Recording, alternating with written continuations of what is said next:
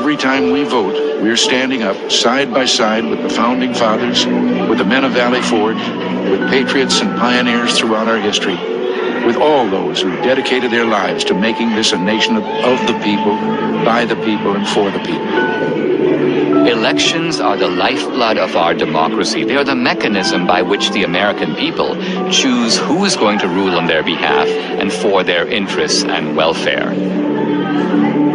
Without elections, there would be no way for the American people, for us, to exercise our legitimate sway on the future direction of this country.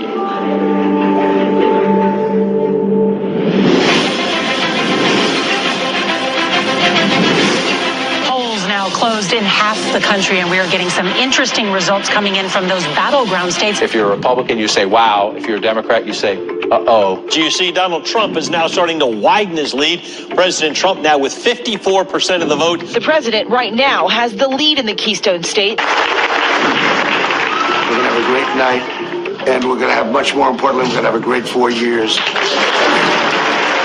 The 2020 election haunts the American mind. Here's where it gets really bizarre. At Fulton County, most populous county, it is Atlanta. They just stopped counting. Nevada, meanwhile, has stopped counting votes. They've all stopped counting for the night?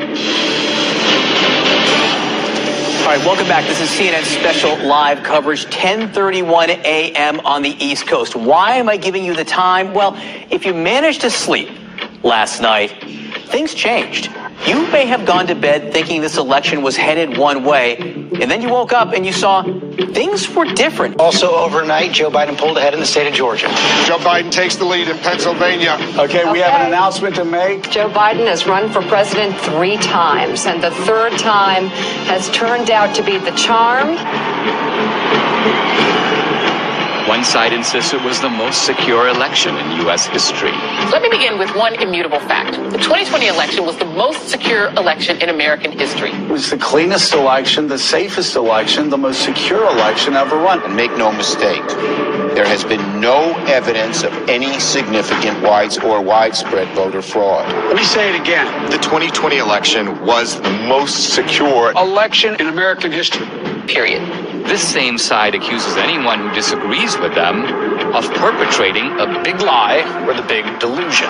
The big lie keeps getting repeated. The big lie is just that, a big lie. And despite a relentless media barrage, the other side remains convinced there was widespread election fraud. What I saw was not a secure and transparent election. Poll watchers claim the Travis County Clerk's Office is locking them out. Last night there was a major software glitch that actually delayed the counting of all of the ballots. To look at election fraud, and I want to look at secretaries of state who illegally changed the voter laws without the permission of their state legislature. There have been numerous attempts to prove election fraud.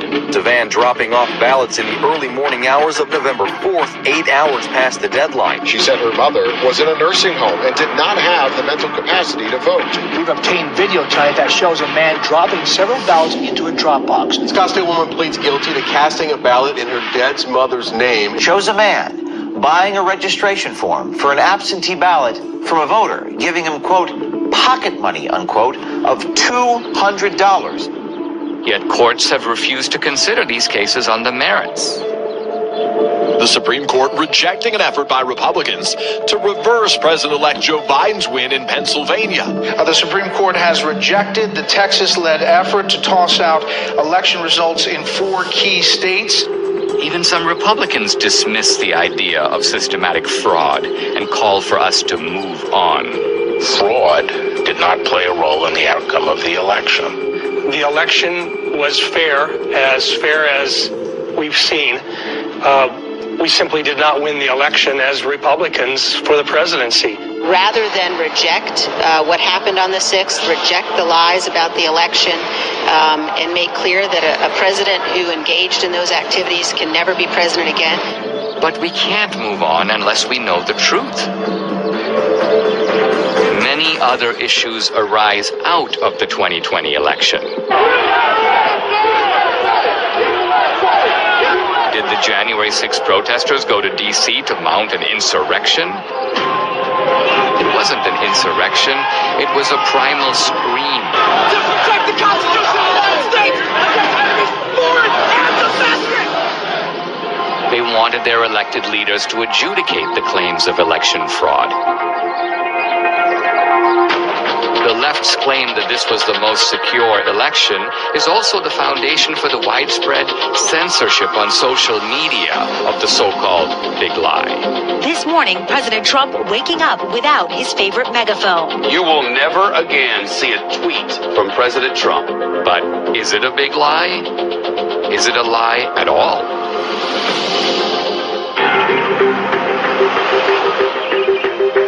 Look, I mean, the Democrats, they have a history of voter fraud. Going back to Tammany Hall in the 19th century, we've fast forward to LBJ stealing his first race in Texas, John F. Kennedy, the allegations that he stole the presidency with voter fraud in Texas and in Illinois. They've done it before.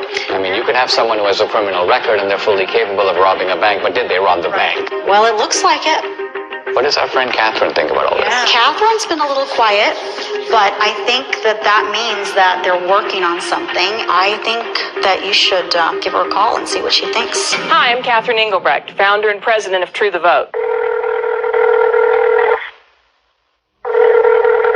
Hey, Dinesh, how are you? Hey, I'm doing fine. Hey, listen, I'm here with Debbie. Hey, Catherine. Hey, Debbie. You know how crazy it is out there. Have you guys been digging into this whole issue of voter fraud?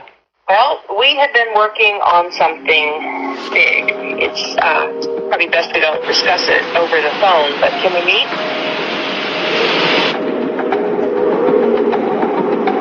I've been working with Greg Phillips. I don't know if I've ever introduced him to you, but he has a deep background in election intelligence. He's worked projects all over the world. He's a massive 30-year experience. We decided to test a hypothesis, and we went really big. And now we have something that we think you're going to really want to see. So I'll send you the address separately. Now, Greg Phillips, what's your background that prepares you for this kind of work? I've been in and around election intelligence and integrity for about 40 years. We've done investigations literally all over the world. It's a combination of data acquisition, data analysis, occasionally some in-depth data mining. Our ability to draw meaningful conclusions that link the who to the when to the where is significant in the space. Catherine, you started the group called True the Vote in the year 2010. What was your mission or objective? We just didn't have enough volunteers working at the polls in our local elections. So we began by training people to work at the polls, and then as we got further into it, we recognized, wow, some of the problems you see at the polls can be attributed to problems in the voter rolls. Well, what can we do about the voter rolls? And so it turned into something much bigger than we had anticipated. True the Vote has the largest store of election intelligence for the 2020 elections in the world. No one has more data than we do. So I started True the Vote to ensure that every American voter has an opportunity to participate in elections. I think I became familiar with your work when you gave congressional testimony. Now, that was in the year 2014. In fact, I met you through Debbie, and I think what's interesting is that you not only have known Debbie for years, but you trained her. Absolutely. I was a bilingual poll watcher. Oh, yes. So my Spanish language came in very handy. I was a poll watcher in Rosenberg, and the poll judge was telling this couple that came in Spanish who to vote for. And of course, she didn't really realize that I knew Spanish, and so there we go. And you busted them. I busted them. Yeah. So, Catherine, when you set up True the Vote, you set it up not so much, it's not a partisan organization. Is that because you saw shenanigans, problems with voting as coming out of both parties? Oh, absolutely. Plus, we need parity of parties at the polls. Well, you told me about this remarkable election in which you had vote harvesting and vote trafficking, but it was on behalf of a Republican candidate. Exactly.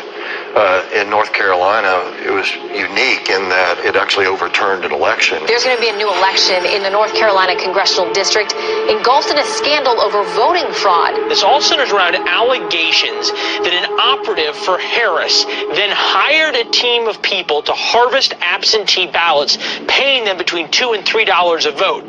So you have an activist, the guy's name was McCrae Dowless, and he worked for the Bladen Improvement Association, which was a kind of an African-American get voters to the polls, but apparently they were doing all kinds of vote harvesting, and he learned the strategy. Then he broke with them, and he took his services to Mark Harris, a Republican, well, actually a pastor who was running. Correct. And Harris won. He pulled it off. In 40 years of doing this, we've seen this over and over again. Sometimes the schemes are a little bit different. Sometimes it's people out banging on doors, gathering ballots. Sometimes the ballots are sent here, gathered here, deposited there. But the trafficking itself is always the same basic pattern. There's a nonprofit involved somewhere in the middle. There are people that are either collecting those ballots on the one hand or depositing those ballots on the other and getting paid for it. In no case is it acceptable to be paid for your ballot or to accept some form of remuneration for your ballot. And in no way, in no time, is that legal. I noticed, Catherine, that in the immediate aftermath of the election, when there were a lot of accusations and charges flying around, all reflecting these suspicions that something went deeply wrong, charges of foreign intervention, charges of machines, you and your organization were kind of dead silent. I got the impression that you were looking for a different approach. Given the outliers that were introduced in such a major way in 2020, namely the privately funded drop boxes, the mass mail out of ballots, the hypothesis was if you were going to cheat, how might one go about this? That would be provable, trackable, traceable. You said there might be some, let's just call them bad actors, who are delivering ballots systematically and illicitly to these mail-in drop boxes, and there might be a way to track them and to bust them. We didn't know. We decided we were going to let the data tell the tale, and we collected together a team of highly skilled contractors and put together a plan to see where the data would take us. What, Greg, is geo-tracking? So the idea is to collect these signals that are emitted from your phone. Your cell phone is delivering information to apps that are collecting that ping. So there are 4 key coordinates: the lat long, the elevation, and the time. And with that data, we can then build a pattern of life around you. So that phone's here right now. Well, where's it going to be at 5 o'clock? And where's it going to be tonight? Well, here's my cell phone. My cell phone is off. Can I be geo-tracked even with the cell phone being off? Possibly. Depending on the apps that are on the phone. Depending That's on what marketing companies do all day, every day. Now, this is the point. We were at the Apple store and at CVS, and on both occasions, they knew where you were evidently. Absolutely. And they were telling you about specials, and they were, so people have experience of this. There's 300,000 or so apps that gather that data, and then they sell it to brokers. Isn't it also true that this geo-tracking has now become a vital tool for the military, for the intelligence agencies, and for law enforcement? Indeed, they're using it almost every day. I'll say that there's no question amongst anyone that I know in the community that many, if not all, of the people that were involved in the situation at the Capitol on January 6th were being tracked previous to January 6th because they already knew what their pattern of life was. They already knew who to look at. Many of the people who stormed the U.S. Capitol on January 6th left digital footprints that law enforcement has used in making arrests. You're saying they must have known about these people before because some of those guys were arrested 1 day, 3 days, 5 days after January 6th, and that's not enough time to do the geo-tracking analysis. The very idea that you could go from the afternoon of January 6th to acquiring the data, tracking the data, unmask who actually owns that phone, which the government is required to do, and then get it to a grand jury, make an arrest in 72 hours. Impossible. It's not possible. They had to have been tracking the people in advance. But the fact of the matter is, these techniques are used every single day by law enforcement, the intelligence community, the Department of Defense. Was geo-tracking part of the way that the CIA was able to identify bin Laden? It certainly played a role. It's even more sophisticated today than it was when bin Laden was disposed of. More and more apps are participating in this program, if you will. The reliability of geo-tracking is not substantially different from the reliability of a fingerprint or the reliability of DNA.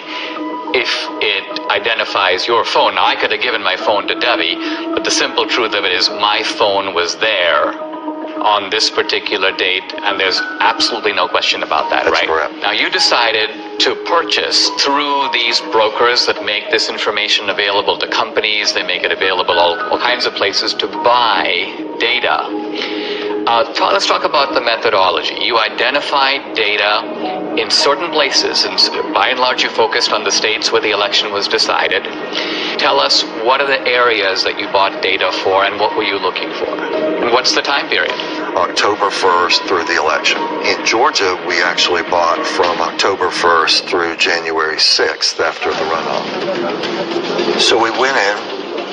We decided to do the Atlanta metro area because it picks up some rural areas, it picks up some urban areas, it picks up some suburban areas. 309 drop boxes in the area. So we thought, okay, well, this is a pretty good test. We, in essence, sort of fenced around those. Geofencing. And then we were able to make purchase of data of people that had been near those drop boxes, but also near the organizations. Across the country, we bought 10 trillion signals. When they give you this data that you then have to go through, what does this data look like? Well, it's a massive data transfer. We have more than a petabyte of data. You're talking about transacting hundreds of terabytes, so it's a significant move of data. You have 10 trillion signals. That's a lot of signals. So what was the criterion that you set? Final decision was they had to have been to 10 or more drop boxes, meaning unique visits inside of a space, and 5 or more visits to one or more of these organizations. Those were the outliers. It was such an aberrant pattern. So what you're saying, I mean, it seems to me there's no reason for someone to go to even 2 drop boxes, but you're saying that maybe there's a conceivable reason someone did that. Let's identify a large number of drop boxes and multiple trips, and that way we're going to catch not all the offenders, right, but the worst offenders. The way we would describe it is we want to absolutely ensure that we don't have false positives, meaning including people that should not have been included. We're not in any way saying that this is all there is. We're just saying that based on our criteria that we identified in Atlanta, 242 people that went to an average of 24 drop boxes in 8 organizations during a 2-week period. 242 mules. Now let's pause for a second. What is a mule? When we started the project, we had to figure out how are we going to describe the individuals and the elements involved. And to us, it felt a lot like a cartel. It felt a lot like trafficking. It can be trafficking in drugs, trafficking in humans. In this instance, it's ballot trafficking. And so we began to use that vernacular. A mule is, by our definition, a person that is involved in picking up ballots from locations and running them to the drop boxes.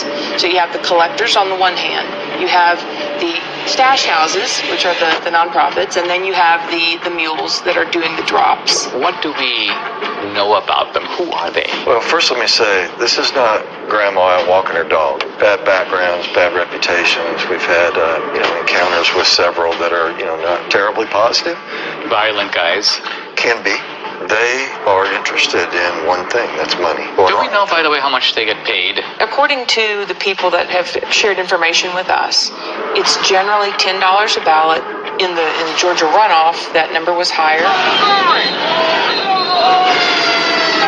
2020, of course, was the year of the Antifa riots, the BLM riots, and it was all going on in the months and weeks leading up to the election. Right. And so in the data, you have geo-tracking data of the drop boxes, but you also have data on the rioters. There were several different violent BLM Antifa riots in Atlanta. In one of them, we had 36 of our mules participate in these violent riots. There's an organization that tracks the device IDs across all violent protests around the world. We took a look at our 242 mules in Atlanta, and sure enough, dozens and dozens and dozens of our mules show up on the ACLED databases. So again, this is not grandma out walking her dog. These are, violent criminals sometimes. There's not just a criminal element, but there is an ideological element, and that there's an overlap between people. I mean, you're not going to go to an Antifa riot and find it overpopulated with patriots or Christians or Republicans. These are people on generally the far left, and turns out that these are people who also help to make up the mule population. I think that's also borne out in our target organizations themselves. They're not like Republican organizations. These are left-wing Democratic organizations, yeah. Let's zoom in here. So the mule is the delivery man, the mule is a delivery woman, and what you're saying is they have a starting point or multiple starting points, and then they have the end point, and the end point is the drop box. That's right. Right. That's right. But you're saying that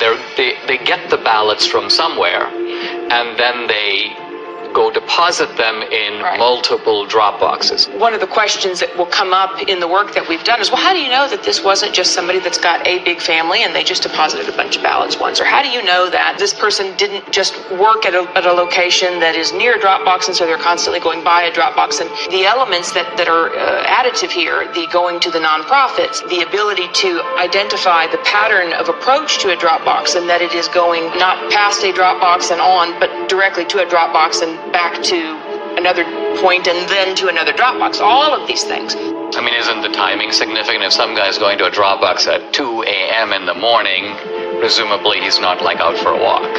Right. So we're going to show you a visual, a pattern of life that someone can see and look at rather than just a whole spreadsheet of numbers, being able to look at it in this manner. What you see here on the screen is a single person on a single day in Atlanta, Georgia. They went to 28 drop boxes in 5 organizations in one day. What are the orange dots? Those are drop boxes. And what is the blue tracks? That is a smoothed out pattern of life so that we could take the movement of the individual cell phone signals, marry them together into something that's visual, so that you can see movement on the individual. To get to some of these drop boxes, you had to be intentional. You had to get off the highway, you had to go on surface streets, you had to turn in somewhere in order to get to those drop boxes. And the circles, I take it, reflect the nonprofit centers? Are that the places where the ballots originate? The stash houses, where the ballots are collected and handed to the mules to take to the drop boxes. Now let's move over to Arizona. How many mules in Arizona? A little over 200. A little over 200. In Phoenix alone. The reason I think this is all very significant is because these were very close states, right? What was the margin in Georgia? 10 or 11,000, I think, in the end. In the end. And Arizona also extremely close. Yeah, very close. Then you moved on to Wisconsin, but our initial look was in Milwaukee. Gross numbers were a little down, but the average number of visits to the drop boxes was up. So instead of having only 24 unique visits, I think we averaged 28. I mean, maybe I've heard people in Milwaukee are really hardworking, and maybe they just went overtime.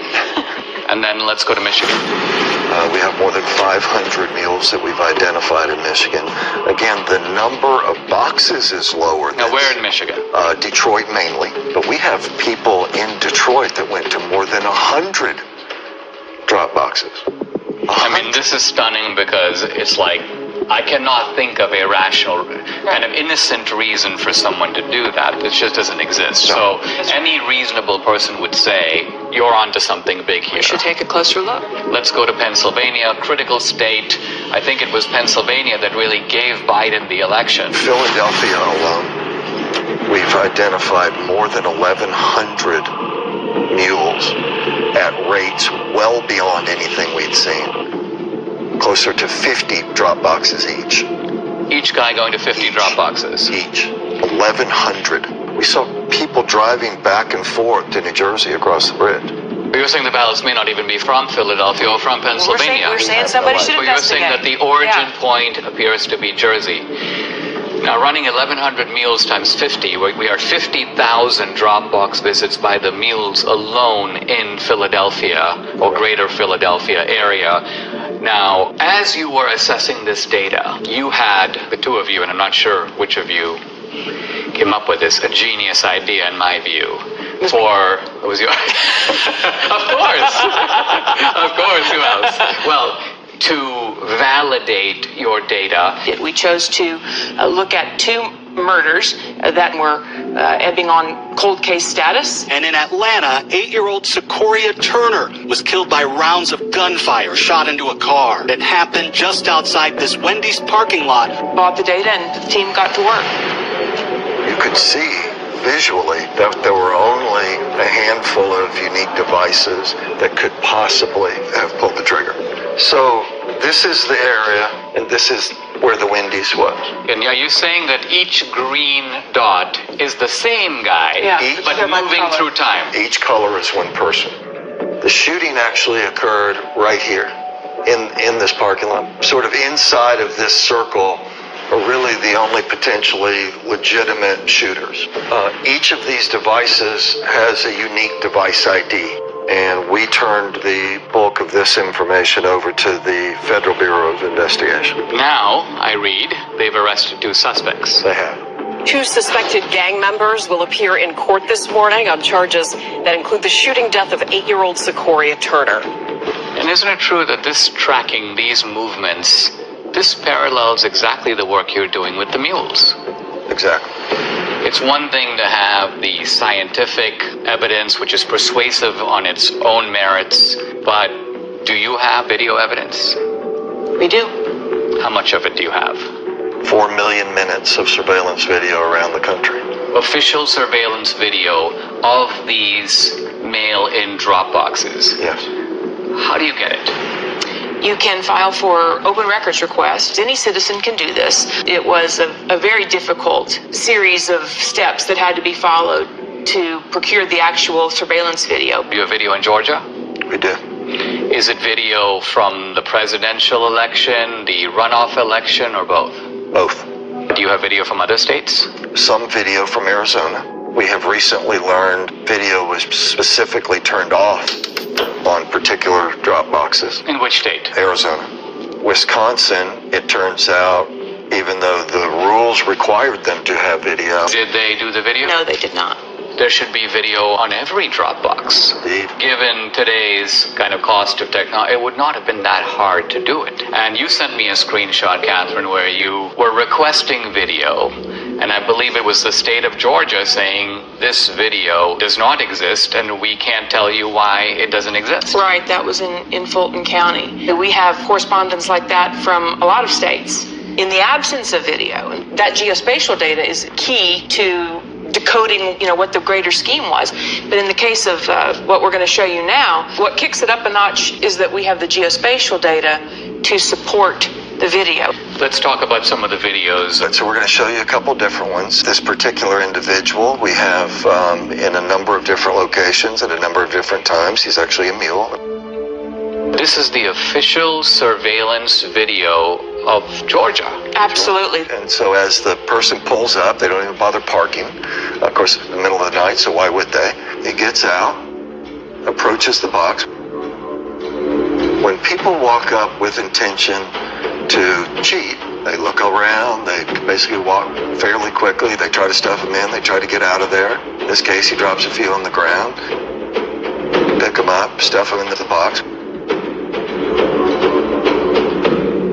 And then he hustles back and hustles out of there. So this is what it looks like. It doesn't necessarily look like, hundreds of ballots being stuffed in. You don't need a whole lot of fraud, you just need a little in the right places over time. Is there a way to estimate, or even roughly, how many ballots are being tossed into a box at a given time? It might be 3 or 5 or 6 or 10 or something like that. The idea is to stay under the radar. And as Greg said, the number is, 3, 5, 10 ballots. But then they're not done for the day either.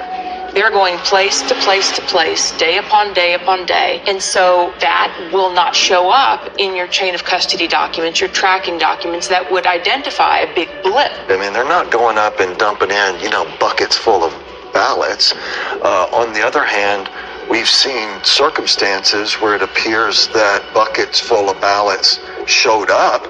There's one box in Gwinnett County that had a chain of custody document with 1,962 ballots noted on this. And first of all, that's roughly 10 times what we normally see. We sorted through the geodata, found a few hundred people. Okay, well, that's pretty odd. We have video of all of this. And guess what it shows? 271 people approached that ballot drop box during that 25-hour period. 271. 1,962 ballots were deposited. Wow.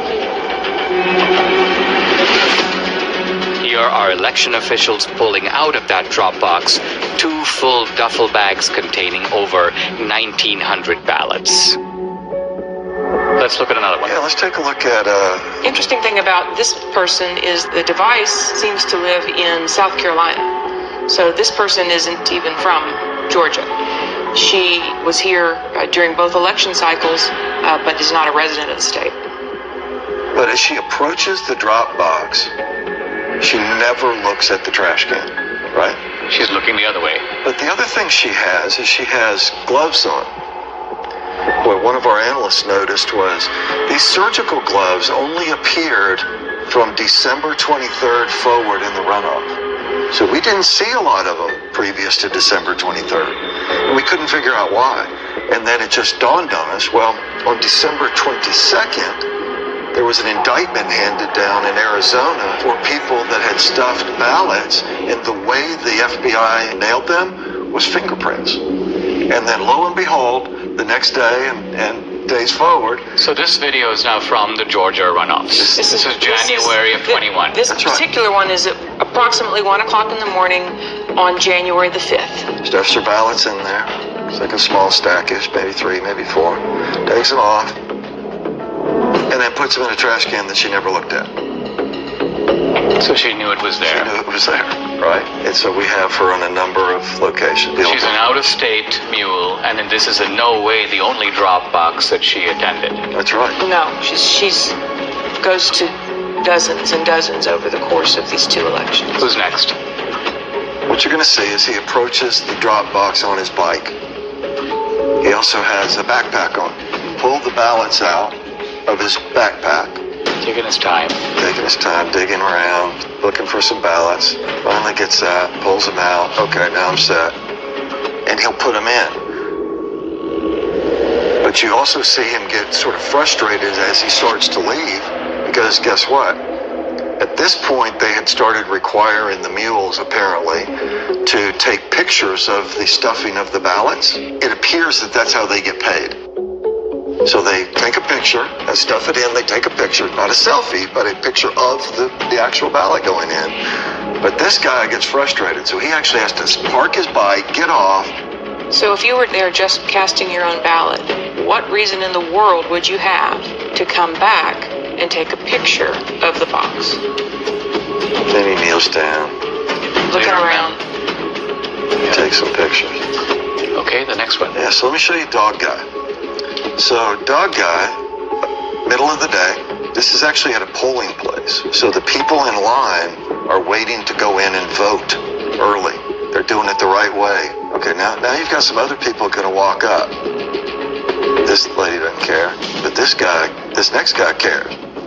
He's watching the whole thing. The guy looks up, talks to him. Got the ballots under his arm already. Now he's got the rest that he pulled out of the bag.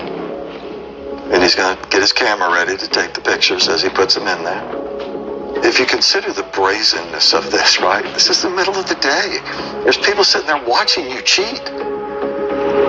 People that are doing it the right way. But it's difficult for them to know what to do, except observe and maybe say, what's going on here? What did I just see? They wonder, what does this all even mean if this is happening in broad daylight and nobody's doing anything to stop it? And so these are the kind of things, 4 million minutes of this, This was an organized effort to subvert a free and fair election. This is organized crime. You can't look at this data in its aggregate and believe anything otherwise. That's especially true when you consider that in places like Georgia, it was only decided by 10,000, 12,000 votes. And you look at 5,000 visits just from our mules, it's not a leap to say, yes, this would have made a difference. Adding these numbers up, we have 2,000 plus mules based upon not searching these whole states. Right. Remember, we're only talking about a small number of states. We're not talking about the whole country. We're not even talking about whole states. We're not even talking about whole states. Right, that's right. And we're also talking about a gross undercount of the actual number of mules because you set a high bar. They had to go to 10 drop boxes. So if there's a mule who went to 7 drop boxes, you wouldn't catch that guy. And they had to go to nonprofits. So they had to meet those 2 criteria and then go to one of the geofence drop boxes. If they met the 2 criteria but went to a post office box, we're not going to look at them. One of the slogans of the Democrats through all this debate has been make every vote count. And I think we can now see in a chilling way that this is kind of what they mean. What they mean is, it doesn't matter if all kinds of illegal ballots are being dropped in. Let's just count them. Now the narrative needs to be that this is the most secure election. This is the most fabulous election we've ever had. Pay no mind to the millions of Americans that are saying something is not right. This does not make sense. Nothing to see here. Just smile and wave, boys. I mean, wouldn't it be an accurate summary to say that these voter bills that the Democrats are desperate to enact, to federalize the election, isn't it that they want to take all these special provisions that have enabled what we've described, or you've described in the 2020 election, and make it permanent? If we don't wake up and do the hard, roll up your sleeves work that it's going to take to reel this all back together, then yes, all the pieces are in place for our election system to be in permanent lockdown. And it will be done under the watchful eye of a media that will tell you it's all just fine. It seems like they are subverting democracy in the public pretense of protecting it. Absolutely. And it won't stop unless we stop it. If I look across the swath of Republicans, this is not the kind of issue that they seem to be comfortable with. It's almost like they would rather endure. That's right. As I said, well, it's a gamble, right? Because the ones that are enduring are currently elected and in power. When you watch these brazen acts and nobody says a word because they're scared that they're going to be sued, because they're scared that they're going to be canceled, because they're scared that they're going to be silenced, that kind of chilling effect is exactly what they want. and as I said, on the other side of fear is freedom. If you never get past the fear, you're never free. Let's sum up what we know. Do we know for sure that this was not, in fact, far from, the most secure election in history? It was not. We know that for a fact. Do we know for a fact that there was coordinated, systematic fraud in all the key states where the election was decided? Yes. Yes. And therefore, does it follow that the people who suspected fraud, even though they didn't have the proof, their suspicion was right? Absolutely. Their instincts are right.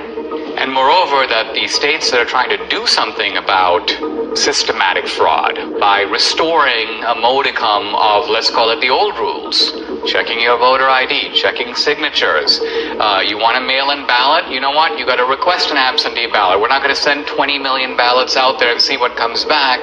That these voter integrity laws, far from being voter suppression, are actually a legitimate way to make sure that the people who vote are actually eligible to vote. 100% accurate. That's absolutely correct.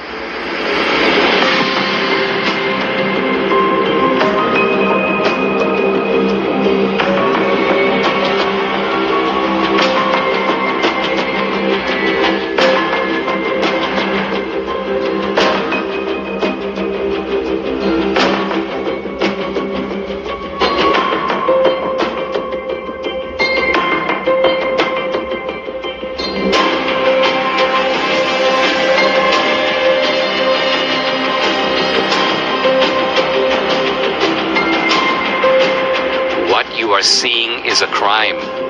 These are fraudulent votes. In 2 of our 5 key states, you were allowed to give your ballot to be delivered by a family member or a caregiver. This is vote harvesting, but it's not the same as ballot trafficking. In no state in America is it legal for nonprofit organizations to collect ballots and pay mules to deliver them to mail-in drop boxes.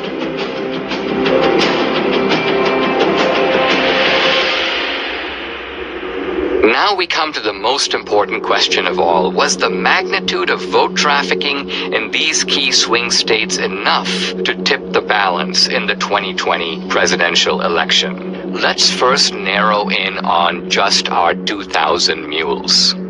Their average number of Dropbox visits, 38. Their average number of illegal ballots deposited per visit, 5. That's 380,000 illegal votes. But was this sufficient to put Biden in the White House? To answer that question, we must look at each key state. In Michigan, 500 mules, averaging 50 Dropbox visits and 5 illegal ballots per drop. That's 125,000 illegally trafficked votes, not quite the 154,000 vote difference between Trump and Biden. So Michigan, with its 16 electoral votes, stays in the Biden column. In Wisconsin, 100 mules, averaging 28 Dropbox visits and 5 illegal ballots per drop. That's 14,000 illegally trafficked votes. 6,000 votes short to give Trump the win. So using only our mules, Wisconsin's 10 electoral votes stays in the Biden camp. But now we come to Georgia. 250 mules, averaging 24 Dropbox visits and 5 illegal ballots per drop. That's 30,000 illegally trafficked votes, far more than the 12,000 vote difference between Trump and Biden. So Georgia, with 16 electoral votes, moves over into the Trump column. In Arizona, the numbers are roughly the same. 200 mules, averaging 20 Dropbox visits and 5 illegal ballots per drop. That's 20,000 illegal votes. Again, these illegal votes are substantially more than the 10,000 vote margin that gave the state's 11 electoral votes to Biden. In Philadelphia, Pennsylvania alone, 1,100 mules, averaging 50 Dropbox visits and 5 ballots per visit. That's 275,000 illegal votes, again comfortably exceeding the 80,000 vote margin between Trump and Biden. So Pennsylvania's 20 electoral votes goes for Trump. Shockingly, even this narrow way of looking at just our 2,000 mules in these swing states gives Trump the win, with 279 electoral votes to Biden's 259. But no one thinks that our 2,000 mules were the only mules trafficking illegal votes. To widen the search, Greg and his team lowered the criterion from 10 or more to 5 or more drop boxes. This revealed a huge upsurge in the number of mules from 2,000 to 54,000. 54,000 mules. Next, they used a very conservative estimate of just 3 ballots per drop box visit. Now, when we multiply this increased number of mules times the 5 Dropbox visits per mule times just 3 illegal votes per drop, we find election fraud on an astonishing scale. In Wisconsin, 83,565 illegal votes were trafficked. In Georgia, 92,670. In Pennsylvania, 209,505. In Michigan, 226,590, and in Arizona, 207,435. Using this calculus, Trump would have won all the key states. And the final electoral vote, 305 to 233. Why is that not provable? There's an easy way to bust it, but it's not the way you think. It's not to go find the ballots in the ballot mix. You can't do that. The way to find it is these guys have the cell phone identification of all the mules.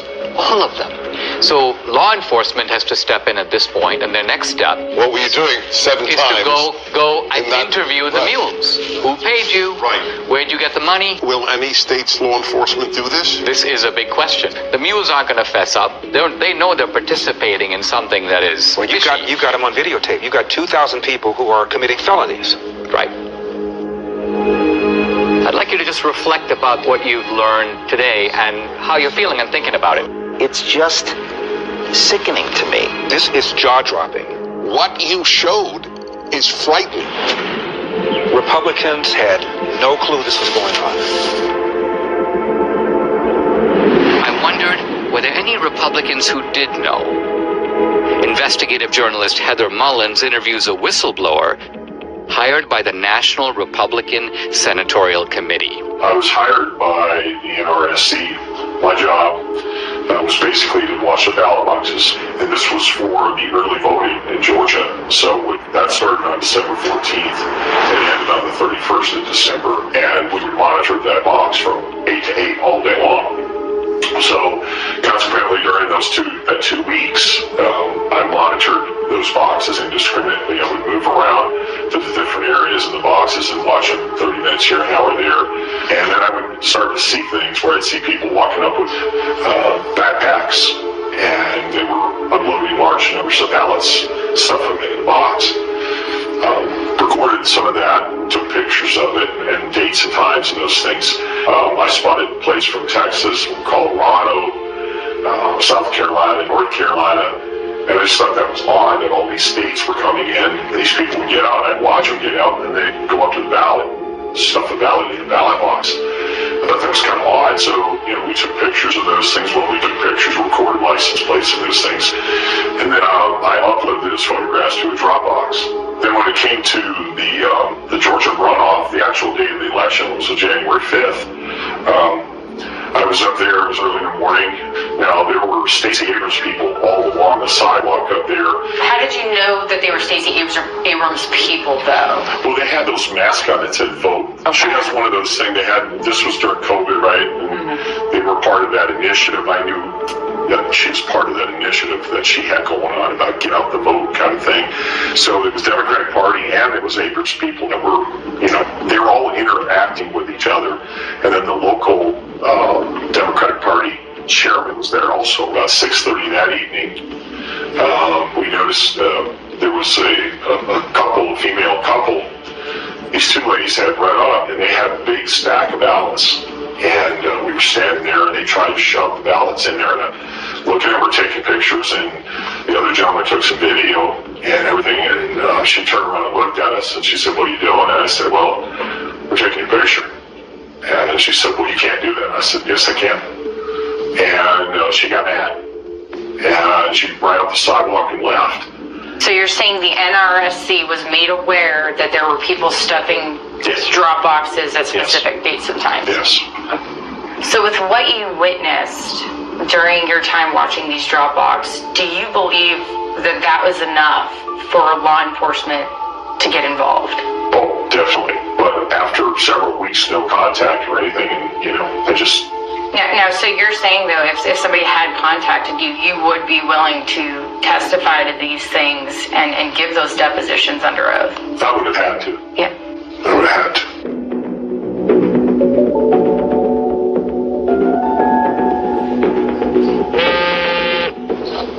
Catherine, hey. Greg just interviewed an informant in Arizona who's now cooperating with authorities. Oh, wow, okay. Check your email. Okay, awesome. I'll do it. Thanks so much. Okay, bye.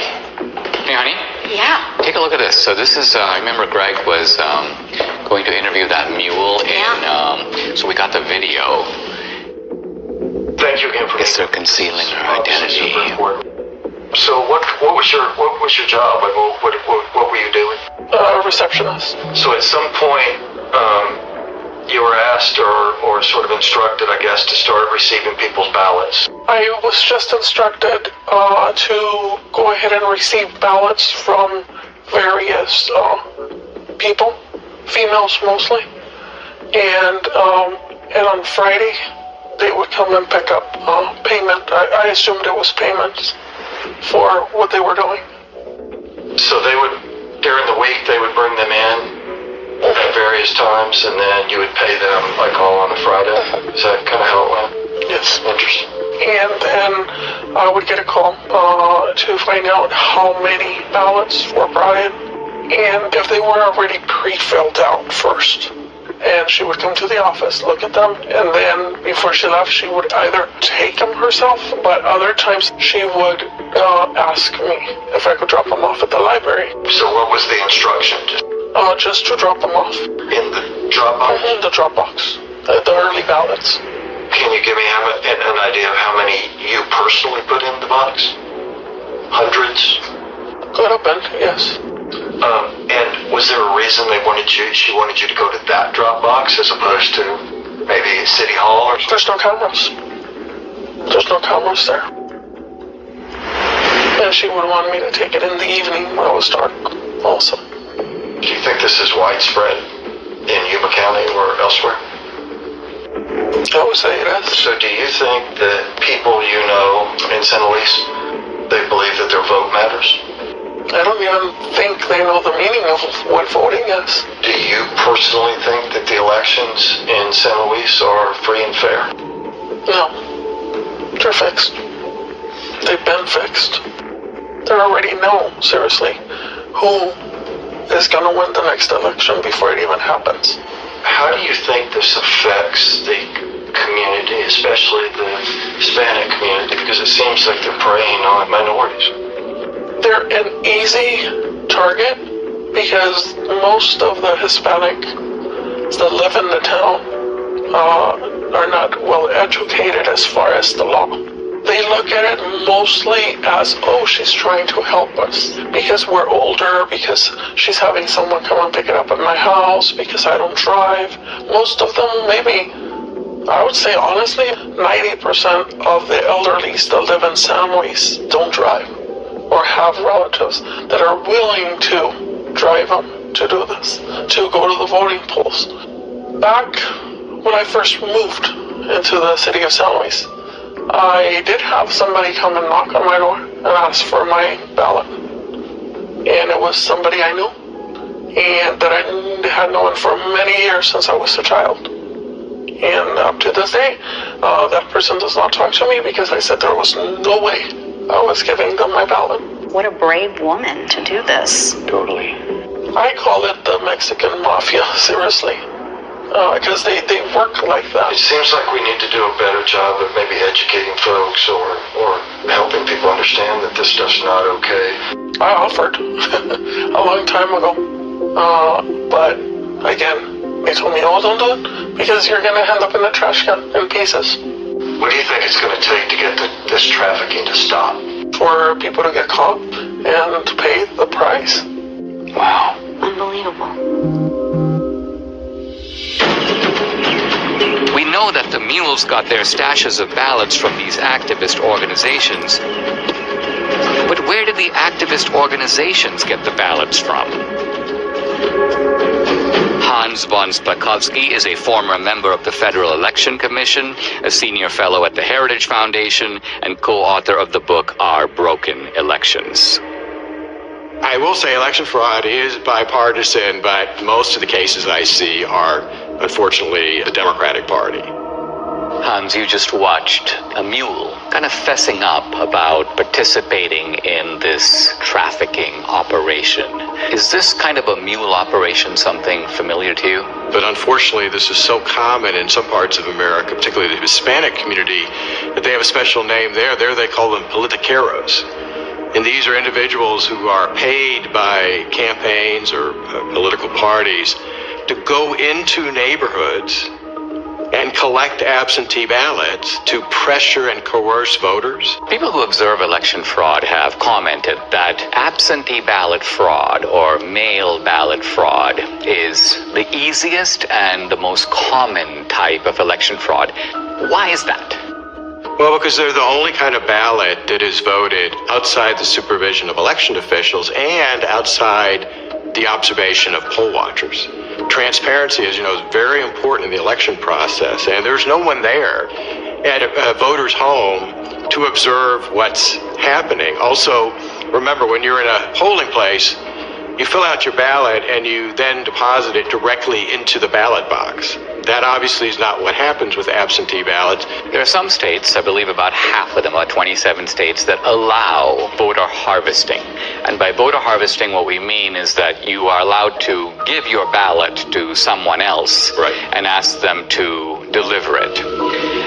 Now, are there any states in which you're allowed to pay mules to deliver ballots to drop boxes? No, you're not supposed to be doing that. And allowing vote trafficking to begin with is a huge mistake, because you're giving third-party strangers, candidates, campaign staffers, party activists, all people who have a stake in the outcome of the election, you're giving them the ability to handle something very valuable, a ballot. But look, that's just the tip of the iceberg. Now, we've shown that you've got these mules who are picking up these ballots at various vote stash houses. Hans, where do these organizations get ballots? Well, to quote Shakespeare, let me count the ways. Everything from filling out absentee ballot request forms for voters, but having the ballots sent to them, to actually going to the voters and obtaining the ballots from them, to stealing them out of mailboxes, to actually using high-quality photocopy machines to make their own ballots. Look, these cases unfortunately go on all the time. You can go to 2018, which wasn't that long ago, in North Carolina. Leslie McCrae Dowless is accused of mishandling absentee ballots in North Carolina's 9th District. Dowless would frequently obtain this report from the Board of Elections, looking for the date an absentee ballot was mailed and if it had been returned. Ginger Eason, who first told me she was hired to pick up ballots, and Kelly Hendricks, who testified she did the same thing. What would you do with the ballots after you picked them up? Take them straight to the office in Dublin and hand them over to McCrae. And I don't know what happened to him after that. I know there was stacks of them on his desk. There was testimony in the case that his staffers were falsely signing as witnesses on those absentee ballots. Because he had done this before, he actually apparently had signatures of voters from prior elections in his offices. Voter rolls are in notoriously bad shape. States do a very bad job of taking people off who are no longer eligible because they've died or moved away. And it's very easy to get hold of a state's voter registration list. So, if somebody's on the list and they haven't voted in 10 years, you're probably pretty safe in trying to cast a ballot on their behalf. Remember, in states that made the mistake of simply mailing out a absentee ballot to every single registered voter, well, if you're a fraudster and you get hold of that absentee ballot, you've got 90% of the information you need to fill it out, because the name's going to be on the outer envelope and their registered address. Who do these fraudsters pick on? They pick on the most vulnerable in our society. They go into poor neighborhoods. They pick on the elderly. They pick on people for whom English is not their first language. When we're trying to stop election fraud, we're actually trying to protect, I'd say, the most vulnerable people in our society.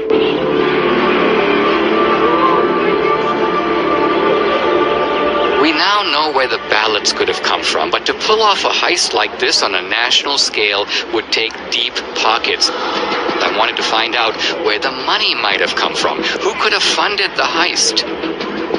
I met with Scott Walter, an old colleague of mine at the American Enterprise Institute, who is now head of the Capital Research Center. This is an organization that has produced multiple reports on the funding of elections.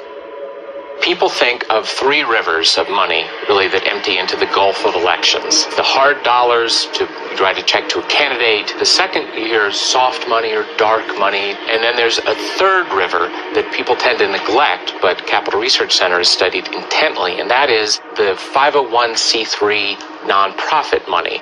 The kind of charity that you get to take a tax deduction for. That river is enormous. In the 2018 cycle, about $21 billion. Now, what do the IRS regulations say about the involvement of these nonprofits? By law, these nonprofit charities are forbidden to directly intervene in elections in any way or to help a particular party or candidate. The IRS is emphatic that you cannot intend or even have the effect of helping one party or candidate over the other.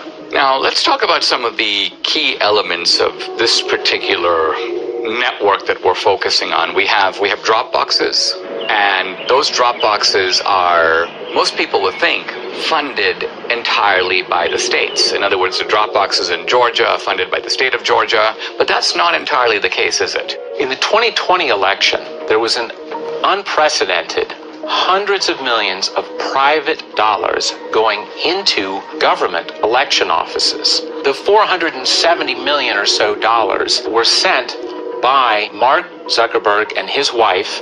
We did our part to secure the integrity of the election. There were a few other places that put in much smaller amounts. One entity that put in $25 million was, again, a nonprofit that's part of the Arabella Advisors, which as a total empire in 2020 took in $1.7 billion. Is there any evidence that this operation had a partisan thrust or a partisan character? As we all know, big money rarely comes without strings attached. One of the big ones is lots and lots of drop boxes. Also, lots and lots of vote by mail. To get your nice big checks, you had to do things like have drop boxes, encourage vote by mail, have ads in foreign languages, all kinds of things that little by little are nudging the turnout for one particular political party. In addition to the $470 or so million that went into the Zuckbuck operation, you also had in 2020 a $120 million project, very secretive, called the Voter Registration Project. The $120 million, it came from Soros's foundation, it came from Visa's foundation, it came from Warren Buffett's foundation, it came from unions like the SEIU. The Voter Registration Project has as its goal increasing in the 8 target states over 2 million voters who are overwhelmingly expected to vote for the Democratic Party. And so the states that we're talking about here, Arizona? Yes. Georgia? Yes. North Carolina? Yes. Any others? Nevada, New Mexico. Here we've got an operation of illegal vote trafficking. You've got thousands of mules. They're being paid to do this. What you're saying is there is more than enough money available to fund any such operation. In fact, this would be only one part of a much larger effort to control the election. We are talking $500 million in nonprofit charitable funds flowing into efforts to register and get out the vote for Democrats. Most of the left-wing mainstream media, when they reported on the Zuckbucks going through, they made it sound like, oh, it's all going to go for masks and, plexiglass and all. And every study that's ever been done of some of those grants to the big cities found a few percent maybe going to help people that way, and the massive amounts of money going into ginning up the vote by mail operation and the drop box operation and those sorts of things that benefit one political party. How confident should we be that this will be a fair election? They're sending millions of ballots all over the country. This is going to be a fraud like you've never seen. Trump predicted. He said the Democrats are going to cheat, that they're going to use the pretext of COVID, they're going to rig the rules in their favor. Nevertheless, Republicans focus their efforts on the campaign, while Democrats focus their efforts on the process of actually running the election. The two sides don't approach elections in the same way. The Democrats, they understand that the rules, the process by which elections are conducted is just critical. We must now face the chilling reality. The Democrats conceived the heist. They funded it. They organized it. Then they carried it out. They rigged and stole the 2020 presidential election. We cannot be okay with this. We cannot simply move on.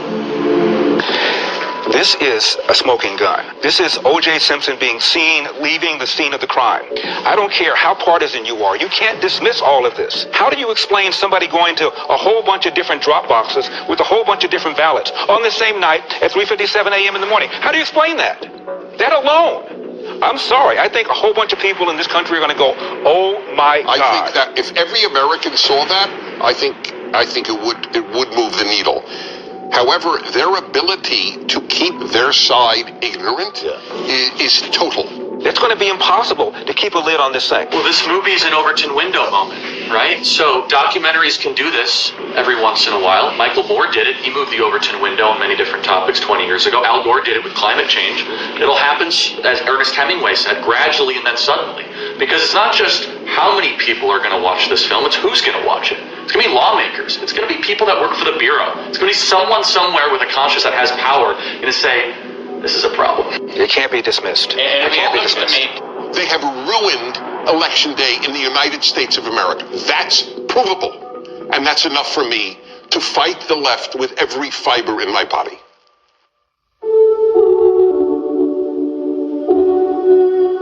Without free and fair elections, we are not a democracy. We are a nation run by a criminal cartel masquerading as a democracy. Never in U.S. history has a presidential election been as thoroughly corrupted by coordinated fraud across multiple states as we now know took place in 2020. Today, totalitarian regimes camouflage their fake elections with appearance of democracy, but they're not real democracies. We don't want to join them. Our elections must represent the will of American citizens. We who believe in constitutional democracy must be diligent. If we give up, they win. In fact, if enough of us give up, they won't need to cheat anymore. Don't stay home. Get involved. Get out and vote. Do what is necessary to save this great country. The America we love needs us now more than ever.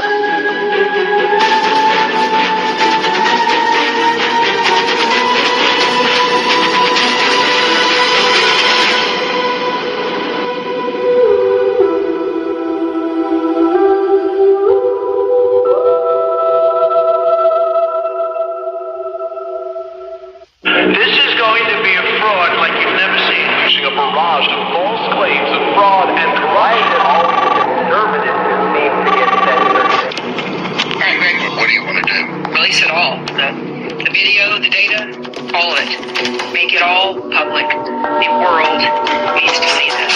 Okay, well, we've already built a plan. And I knew you would. So how long is it going to take?